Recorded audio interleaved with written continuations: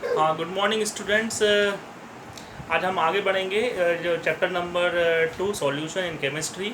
तो इसमें जो लास्ट टॉपिक चल रहा है अपना abnormal molar mass and went half factor. इसके पहले हमने ये पढ़ा था कि जो कॉलिगेटिव प्रॉपर्टीज़, चार कॉलिगेटिव प्रॉपर्टीज़ हैं, उससे हम जो सॉल्यूट होता है उसका मोलर मास फाइंड आउट कर सकते हैं। ठीक है, तो यदि उसमें जो सॉल्यूट पर डिपेंड करेगा, यदि सॉल्यूट जो मॉलिक्यूल है उसके यदि वो एज इट इज़, यदि वो सॉल्यूशन में जाता है, सॉल्वेंट में जाता है, उसमें कोई चेंज नहीं आता है, एसोसिएशन या डिसोसिएशन ऑफ मॉलिक्यूल नहीं होता, तब तो हम accurate molar mass find out कर सकते हैं। मगर यदि उस सॉल्यूट मॉलिक्यूल में कहीं ना कहीं यदि चेंज आता है, यदि वो जुड़ जाते हैं मॉलिक्यूल से, वो टूट जाते हैं, तब वो मोलर मास हमको जो चाहिए रहता है वैसा नहीं मिलता, हमको कम ज़्यादा मिलता है। तो उसको करेक्ट करने के लिए हम पढ़ रहे हैं वेंट ऑफ फैक्टर या एबनॉर्मल मोलर मास। तो इसमें आप देखिए कि हमने abnormal molar mass went of factor जो पढ़ रहे हैं इसको स्मॉल आई से डिनोट करते हैं। तो इसमें अपन ने पहले भी अपन समझ चुके हैं इसके बारे में, और इसमें अपन ने फर्स्ट कंडीशन पढ़ ली थी पिछली क्लास में, i equal to one. I equal to one कब होता है? जब सॉल्यूट मॉलिक्यूल ना तो एसोसिएट होता है और ना डिसोसिएट होता है। क्लियर? अब हम पढ़ेंगे आज second condition number 2, I is greater than one. One से यदि ज़्यादा है वैल्यू आई की, तब हम इसमें I is greater than one, ये वाला जो कंडीशन पढ़ेंगे।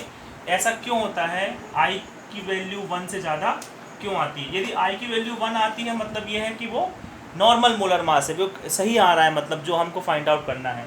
मगर यदि वो वन नहीं आ रहा, वन से ज़्यादा वैल्यू आ रही है, I is greater than one, ऐसा क्यों हो रहा है? ऐसा इसलिए हो रहा है due to dissociation of solute molecule. Solute molecule को जैसे ही अपन ने सॉल्यूशन में डाला तो उसके पार्टिकल टूट गए। ठीक है, तो कैसे टूटे? फॉर एग्जांपल NaCl को यदि हमने वाटर में किया तो वो Na प्लस आयन और Cl माइनस आयन में डिसोसिएट हो जाता है। मतलब यदि वो वन पूरा एक पार्टिकल है तो उससे दो पार्टिकल बन गए। ठीक है, तो हम I कैसे निकालेंगे? I इक्वल टू, हमारा फॉर्मूला हमने पहले देखा था कि total number of particles before association या डिसोसिएशन, और ऊपर नॉमिनेटर में total number of particles after association और डिसोसिएशन। नीचे बिफोर है और ऊपर आफ्टर है। तो पहले कितने थे? डिसोसिएशन के पहले कितने मॉलिक्यूल? वन, ये लिखा हुआ है वन, और बाद में कितने हो गए? वन और वन टू, ये टू। तो आई की वैल्यू क्या आ गई? वेंट ऑफ फैक्टर की वैल्यू क्या आ गई? टू आ गई। समझ में आ गया आप लोग को? सम मोर एग्जाम्पल्स। नेक्स्ट एग्जाम्पल है एसिटिक एसिड। एसिटिक एसिड मतलब CH3COOH। ठीक है, इन वाटर, यहाँ पर ये ध्यान देखेंगे, वाटर में अपन डालेंगे तब क्या होगा, क्योंकि नेक्स्ट कंडीशन हम बेंजीन में पढ़ेंगे नेक्स्ट में। तो हम वाटर में यदि एसिटिक एसिड CH3COOH को हमने किस में डिसॉल्व किया? वाटर में डिसॉल्व किया, वो कैसे टूटेगा? CH3COO माइनस एसीटेट आयन और H प्लस मतलब हाइड्रोजन आयन में टूटेगा। तो कितने पार्टिकल्स थे? वन थे, वन से टू पार्टिकल में टूट गया, तो 2/1 इक्वल टू आई की वैल्यू क्या आ जाएगी? 2 आ जाएगी। ठीक है, next example MgCl2 magnesium chloride. कैसे टूटेगा? Mg2 प्लस और 2 आयंस बनेंगे क्लोराइड के Cl माइनस के। तो कितना हो गया? कितने पार्टिकल टोटल बने? वन मॉलिक्यूल से कितने, वन पार्टिकल से कितने पार्टिकल बन गए? 2 और 1 3 पार्टिकल बन गए, तो आई इक्वल टू 3 आ जाएगा।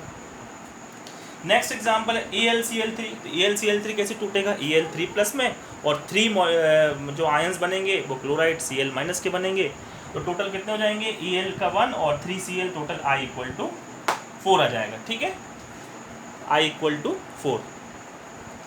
एक और एग्जाम्पल आप यहाँ देखिए, K4FeCN6 पोटेशियम फेरोसाइनाइड। क्या नाम है इसका? K4FeCN6। ये जो ब्रैकेट दिख रहा है आपको, मिडिल ब्रैकेट, यहाँ से टूटेगा आयन, तो K4 अलग हो गया, मतलब 4K प्लस अलग हो गया, प्लस FeCN6 4 माइनस, तो ये पूरा एक टूटेगा, और यहाँ से मतलब यहाँ से ये टूटेगा, तो 4 तो ये K आ जाएंगे, और ये पूरा एक हो जाएगा, तो 4 और 1 5, तो I इक्वल टू 5 हो जाएगा। क्लियर हो गया? तो ये हमने देखा when condition when I is greater than 1। अब हम थर्ड कंडीशन पढ़ेंगे, I is less than 1, I is less than 1। ऐसा क्यों होता है? Due to association of solute molecule. Solute molecule को जैसे अपन सॉल्वेंट में डालते हैं तो वो जुड़ जाते हैं, मतलब 2 का 1 हो जाएगा, या 4 मॉलिक्यूल होंगे तो उससे और 2 बन जाएंगे, कम हो जाएंगे मॉलिक्यूल, जुड़ जाएंगे, ठीक है। तो नंबर ऑफ पार्टिकल्स कितने हो जाएंगे? कम हो जाएंगे, क्योंकि वो एसोसिएट हो गए, जुड़ गए। इस कारण से आई की वैल्यू क्या आएगी? 1 से कम आएगी। एग्जाम्पल देखिए, example acetic acid in benzene. यहाँ पर क्या है? एसिटिक एसिड इन बेंजीन, ठीक है। देखो आपको ये फॉर्मूला लिखा है मैंने, CH3COOH, एक मॉलिक्यूल ये हो गया प्लस दूसरा मॉलिक्यूल ये हो गया CH3COOH। इन दोनों को हमने किस में? बेंजीन में डाला। बेंजीन में डाला तो दोनों जुड़ गए। ये देखो आप, दोनों मॉलिक्यूल जुड़ गए हैं, ये वाला जुड़ गया। कैसे जुड़े? ये डॉटेड लाइन देख रहे हो आप, डॉटेड लाइन दिख रही है O और H के बीच में, नीचे भी O और H के बीच में डॉटेड लाइन दिख रही है। और आप जानते हो ऑक्सीजन और हाइड्रोजन के बीच कौन सा बॉन्ड बनता है? Hydrogen bond. कौन सा बनता है? Hydrogen bond. हमने 11th में पढ़ा था। यहाँ पर कौन सा बॉन्ड बन गया? ये कौन सा बॉन्ड बन गया? ये हाइड्रोजन बॉन्ड के द्वारा दोनों मॉलिक्यूल जुड़ गए, तो 2 पार्टिकल्स 1 पार्टिकल में कन्वर्ट हो गया। तो आई की वैल्यू कैसे निकालेंगे? आई इक्वल टू बिफोर, पहले कितने थे नीचे रखेंगे, बिफोर 2 थे पार्टिकल्स, और आफ्टर कितने हो गए? 1 हो गए, तो इक्वल टू हो गया 0.5। तो आई की वैल्यू कितनी? 1 से कम आ गई, 0.5 आ गई, ठीक है। ये हमने तीनों कंडीशन पढ़ ली, आई इक्वल टू 1 और आई इज ग्रेटर देन 1 और आई इज लेस देन 1। तो अब हम देखेंगे कि क्वालिटेटिव प्रॉपर्टी से जो हम मोलर मास निकालते थे, अब उसको कैसे करेक्ट करेंगे। तो अब हम पढ़ेंगे कि करेक्शन इन क्वालिटेटिव प्रॉपर्टीज़। अब उसमें करेक्शन कैसे होगा जिसमें हम बिल्कुल सही मोलर मास निकाल सकें। यदि एसोसिएट और डिसोसिएट होता है तब भी हमको सही मोलर मास मिलना चाहिए, ठीक है। उस कंडीशन में देखो, फर्स्ट क्वालिटेटिव प्रॉपर्टी मतलब relative lowering of vapour pressure का फॉर्मूला हमने ये डिराइव किया था, PA0 minus PA divided by PA0 equal to XB। तो ये है। अब इसमें हम यदि वेंट ऑफ फैक्टर को लगाना चाहें तो यहाँ पर क्या करेंगे अपन? यहाँ पर I0 वेंट ऑफ फैक्टर को यहाँ मल्टीप्लाई कर देंगे, I0 डॉट XB हो जाएगा, ठीक है। यहाँ पर भी हम क्या करेंगे? यहाँ पर भी I0 कर देंगे, I0। यहाँ पर भी क्या कर देंगे? I0 कर देंगे, और यहाँ पर भी क्या कर देंगे? I0। तो तीनों में क्या, चारों जो क्वालिटेटिव प्रॉपर्टीज़ में हमने वेंट ऑफ फैक्टर से उसको मल्टीप्लाई कर दिया। अब वेंट ऑफ फैक्टर हम मल्टीप्लाई करके करेक्ट मोलर मास हम निकाल सकते हैं। और आई की वैल्यू कैसे निकालना है मैंने आपको बता दी, कैसे निकालना है आई की वैल्यू। एसोसिएट होता है तब कैसे निकालना है, डिसोसिएट अभी हमने निकाल के तीनों कंडीशन चेक कर ली हैं। तो अब इससे क्या होगा, हम करेक्ट क्वालिटेटिव प्रॉपर्टीज़ मतलब करेक्ट मोलर मास हम उससे निकाल लेंगे, भले वो एसोसिएट होता है या डिसोसिएट होता है। तो बच्चों यदि क्वेश्चन आता है क्वालिटेटिव प्रॉपर्टीज़ से रिलेटेड, यदि कोई न्यूमेरिकल आता है उसमें मोलर मास आपको फाइंड आउट करना है, तो यदि उन्होंने कहा कि सिंपल सॉल्यूट है, कोई भी सॉल्यूट, उसमें पर्टिकुलर सॉल्यूट का नाम नहीं दिया, केवल सॉल्यूट बोला है, तब हम कैसे निकालेंगे कि एसोसिएट होगा डिसोसिएट होगा। तो उस कंडीशन में क्या होगा, आई की वैल्यू निकालने की ज़रूरत नहीं है। आई की वैल्यू आप नहीं रखेंगे, डायरेक्ट आप जो क्वालिटेटिव प्रॉपर्टीज़ की जो फॉर्मूला है डायरेक्ट रख देंगे, ठीक है ना।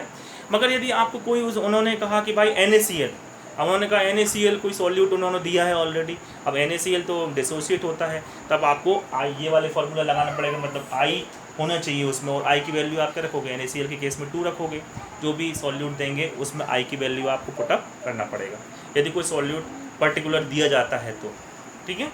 वरना आपको सिंपल वही फार्मूला लगाना है जो पहले जो फार्मूला है बिना आई के, ठीक है बच्चों।